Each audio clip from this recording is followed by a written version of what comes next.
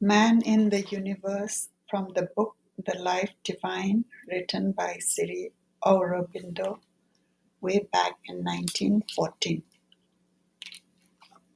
Man in the Universe. The soul of man, a traveler, wanders in this cycle of Brahman, huge, a totality of lives, a totality of states, thinking itself different from the impeller of the journey. Accepted by him, it attains its goal of immortality. Swatara Upanishad. The progressive revelation of a great, a transcendent, a luminous reality with the multitudinous relativities of this world that we see and those other worlds that we do not see as means and material, condition and feel. This would seem then to be the meaning of the universe, since meaning and aim it has, and is neither a purposeless illusion nor a fortuitous accident. For the same reasoning which leads us to conclude that world existence it is not a deceptive trick of mind, justifies equally the certainty that it is no blindly and helplessly self-existent mass of separate phenomenal existences clinging together and struggling together as best they can in their orbit through eternity. No tremendous self-creation and self-impulsion of an ignorant force without any secret intelligence within, aware of its starting point and its goal and guiding its process and its motion. An existence wholly self-aware and therefore entirely master of itself possesses the phenomenal being in which it is involved, realizes itself in form, unfolds itself in the individual. That luminous emergence is the dawn which the Aryan forefathers worship. Its fulfilled perfection is that highest step of the world pervading Vishnu, which they beheld as if an eye of vision extended in the purest heavens of the mind, for it exists already as an all-revealing and all-guiding truth of things which watches over the world and attracts mortal men, first without the knowledge of his conscious mind by the general march of nature, but at last consciously by a progressive awakening and self-enlargement to his divine ascension. The ascent to the divine life is the human journey, the work of works, the acceptable sacrifice. This alone is man's real business in the world and the justification of his existence, without which he would be only an insect crawling among other ephemeral insects on a speck of surface, mud and water, which has managed to form itself amid the appalling immensities of the physical universe. This truth of things that has to emerge out of the phenomenal world's contradictions is declared to be an infinite bliss and self-conscious existence, the same everywhere in all things, in all times and beyond time, and aware of itself behind all these phenomena by whose intensest vibrations of activity or by whose largest totality it can never be entirely expressed or in any way limited, for it is self-existent and does not depend for its being upon its manifestations. They represent it but do not exhaust it, point to it but do not reveal it. It is revealed only to itself within their forms. The conscious existence involved in the form comes as it evolves to know itself by intuition, by self vision, by self experience. It becomes itself in the world by knowing itself. It knows itself by becoming itself, thus possess of itself inwardly. It imparts also to its form and modes the conscious delight of Satchidananda. This becoming of the infinite bliss, existence, consciousness in mind and life and body, for independent of them it exists eternally, is the transfiguration intended and the utility of individual existence. Through the individual, it manifests in relation, even as of itself it exists in identity. The unknowable knowing itself as Satchitananda is one supreme affirmation of Vedanta. It contains all the others, or on it they depend. This is the one veritable experience that remains when all appearances have been accounted for negatively by the elimination of their shapes and coverings, or positively by the reduction of their names and forms to the constant truth that they contain. For fulfillment of life or for transcendence of life, and whether purity, calm, and freedom in the spirit be our aim, or prescience, joy, and perfection. Sachidananda is the unknown, omnipresent, indispensable term for which the human consciousness, whether in knowledge and sentiment or in sensation and action, is eternally seeking.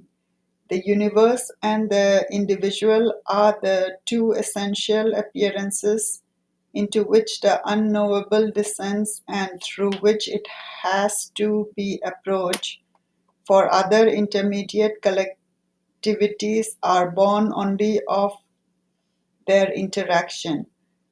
This descent of the supreme reality is in its nature a self concealing, and in the descent there are successive levels in the concealing, successive veils.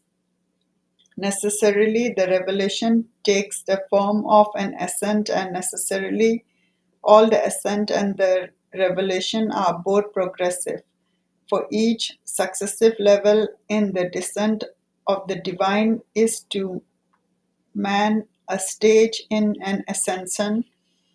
Each veil that hides the unknown God becomes for the God lover and God seeker an instrument of his unveiling.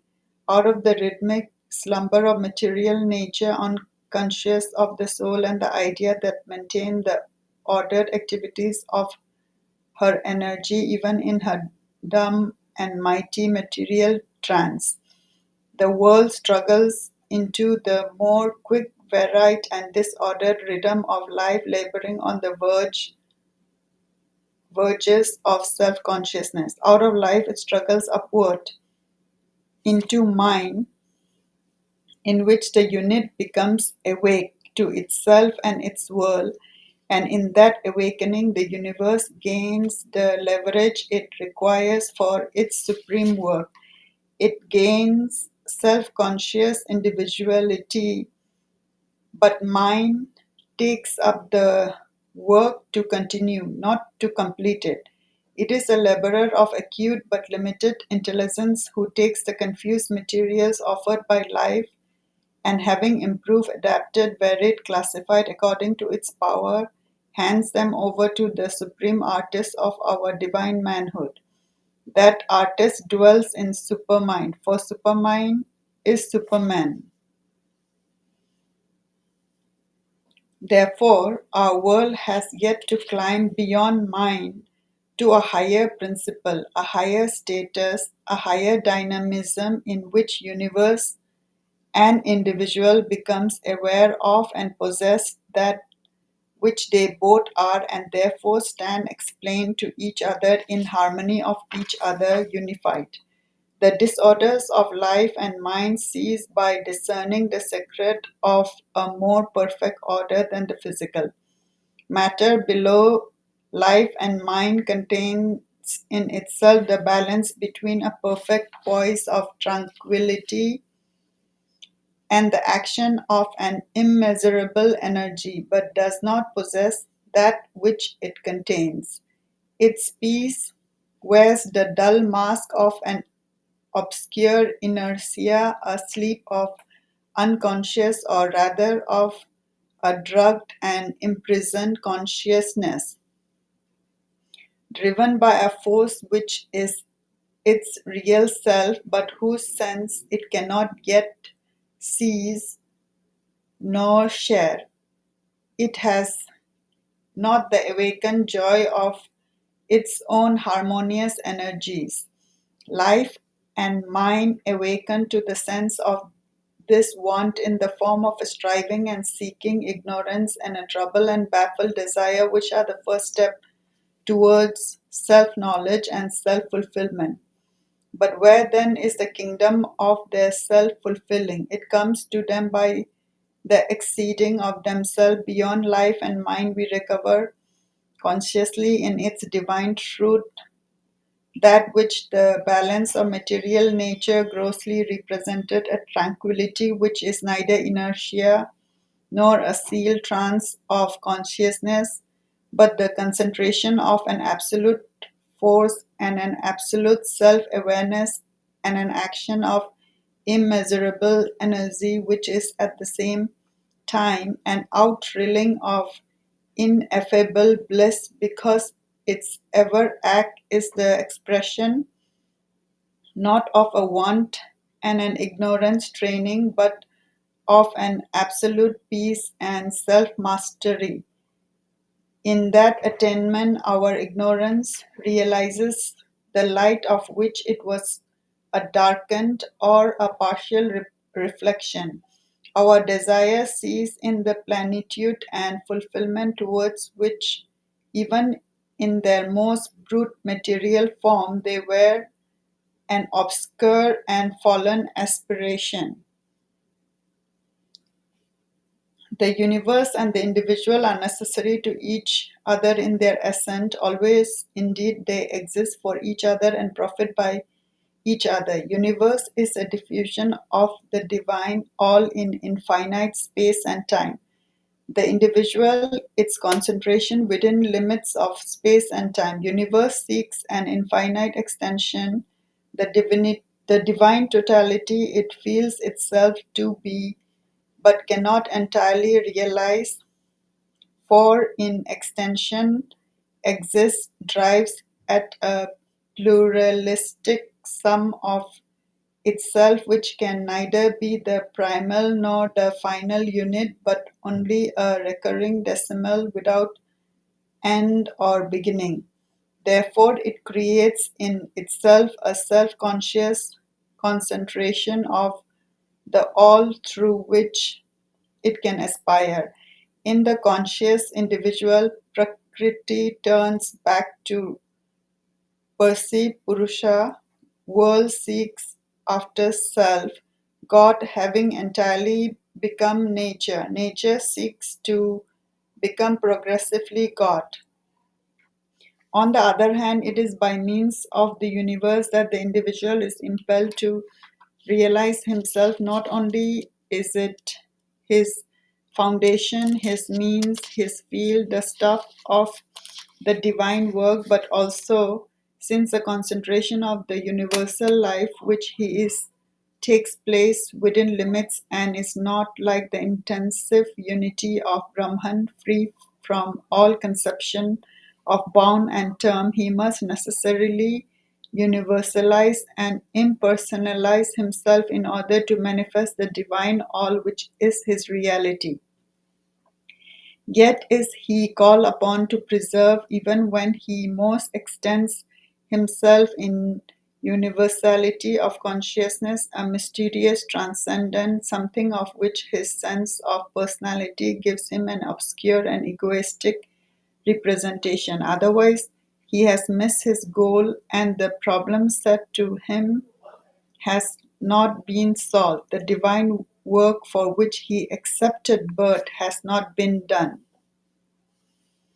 The universe comes to the individual as life, a dynamism, the entire secret of which he has to master, and a mass of colliding results, a whirl of potential energies out of which he has to disengage some supreme order and some yet unrealized harmony. This is, after all, the real sense of man's progress.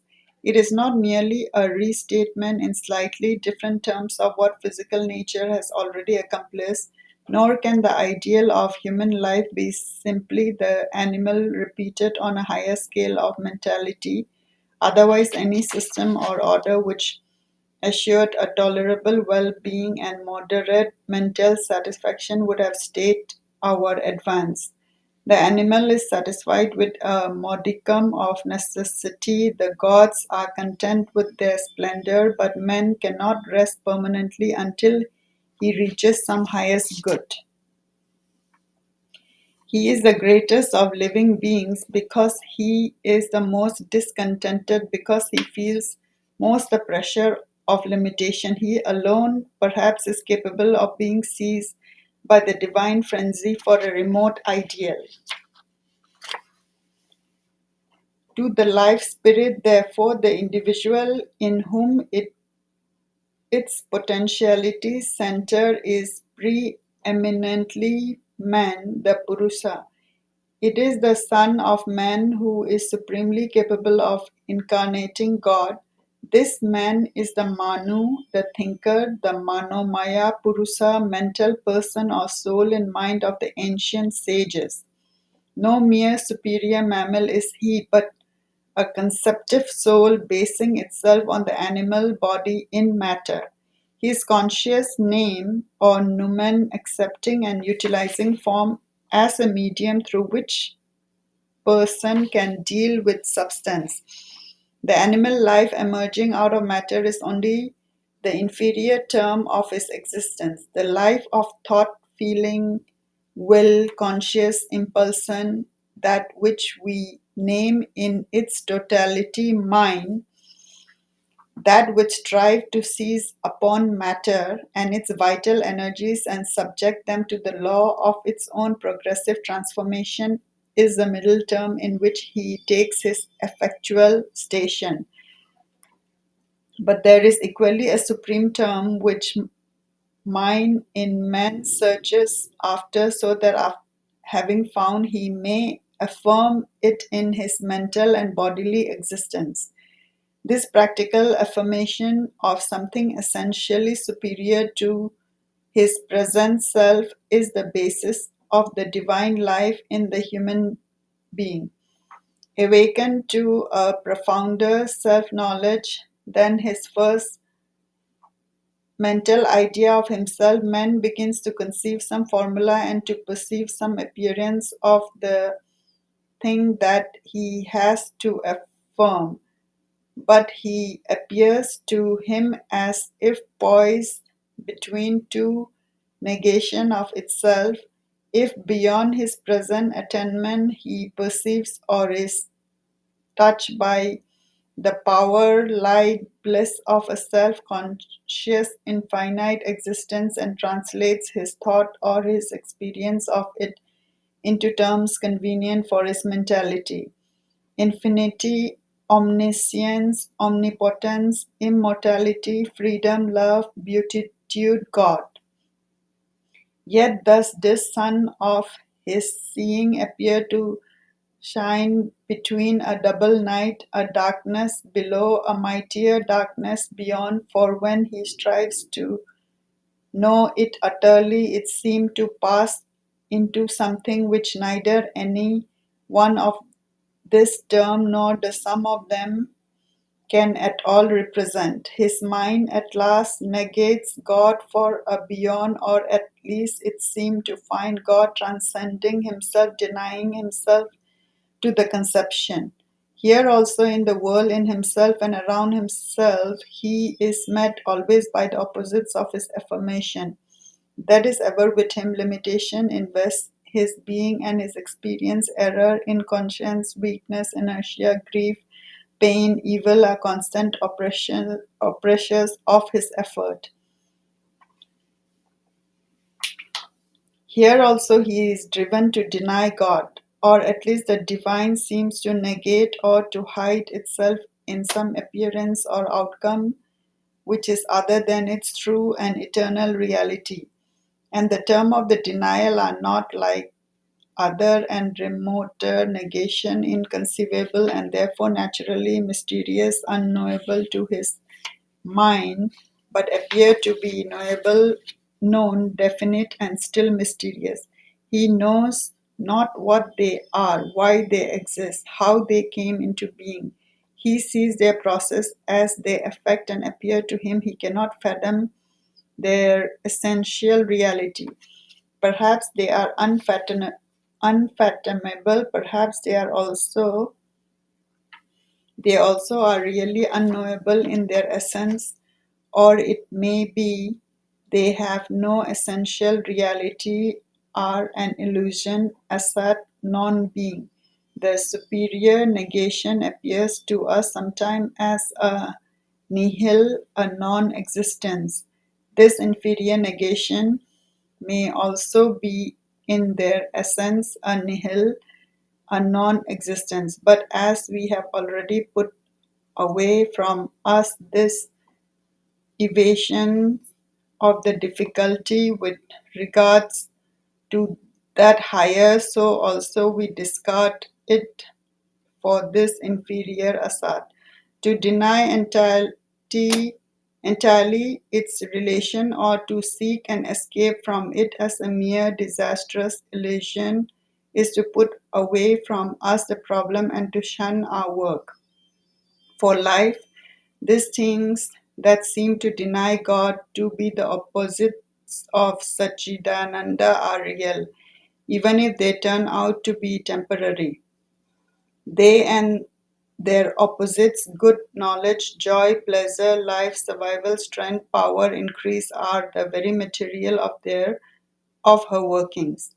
It is probable indeed that they are the result, or rather the inseparable accompaniments, not of an illusion, but of a wrong relation. Wrong because it is founded on a false view of what the individual is in the universe, and therefore a false attitude both towards God and nature, towards self and environment, because that which he has become is out of harmony both with what the world of his habitation is and what he himself should be and is to be. Therefore, man is subject to these contradictions of the secret truth of things. In this case, they are not the punishment of a fall, but the conditions of a progress. They are the first element of the work he has to fulfill, the price he has to pay for the crown which he hopes to win, the narrow way by which nature escapes out of matter into consciousness. They are at once her ransom and her stock, for out of this false relation and by their aid the true have to be found. By the ignorance, we have to cross over death. So too the Veda speaks cryptically of energies that are like woman, evil in impulse, wandering from the path, doing hurt to their Lord, which yet, though themselves false and unhappy, built up in the end this vast truth, and the truth that is the bliss. It would be then, not when he has excised the evil in nature out of himself by an act of moral surgery, or parted with life by an abhorrent recoil, but when he has turned dead into a more perfect life, lifted the small things of human limitations into the great things of divine vastness, transformed suffering into beatitude, converted evil into its proper good, translated error and falsehood into their secret truth, that the sacrifice will be accomplished, the journey done, and heaven and earth equalize, join hands in the bliss of the Supreme. Yet how can such contraries pass into each other? By what alchemy shall this lead of mortality be turned into that goal of divine being? But if they are not in their essence contraries, if they are manifestations of one reality, identical in substance, they indeed then indeed a divine transmutation becomes conceivable. We have seen that the non being beyond may well be an inconceivable existence and perhaps an infallible bliss, at least the nirvana of Buddhism, which formulated one most luminous effort of man to reach and to rest in this highest non existence, represents itself in the psychology of the liberated, yet upon earth as an unspeakable peace and gladness. Its practical effect is the extinction of all suffering.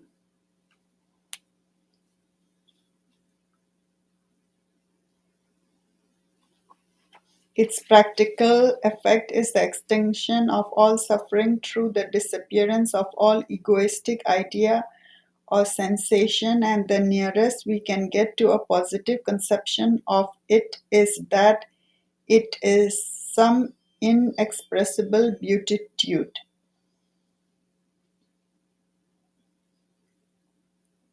If the name or any name can be applied to a piece so void of contents, into which even the notion of self existence seems to be swallowed up and disappear, it is a Satchidananda to which we dare no longer apply even the supreme terms of Sat, of Chit, and of Ananda, for all terms are annulled and all cognitive experience is overpassed. On the other hand, we have hazarded the suggestion that since all is one reality, this inferior negation also, this other contradiction or non existence of Satchidananda is none other than Satchidananda itself. It is capable of being conceived by the intellect, perceived in the vision, even received through the sensation as verily that which it seems to deny, and such would it always be to our conscious experience if things were not falsified by some great fundamental error, some possessing and compelling ignorance, Maya or avidya.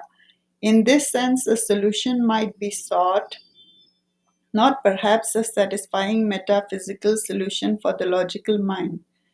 For we are standing on the borderline of the unknowable, the ineffable, and straining our eyes beyond, but a sufficient basis in experience for the practice of the divine life.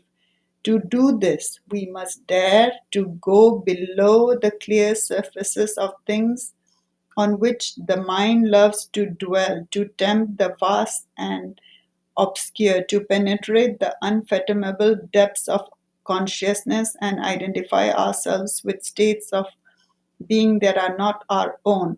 Human language is a poor help in such a stretch, but at least we may find in it some symbols and figures, return with some just expressible hints which will help the light of the soul and throw upon the mind some reflection of the ineffable design.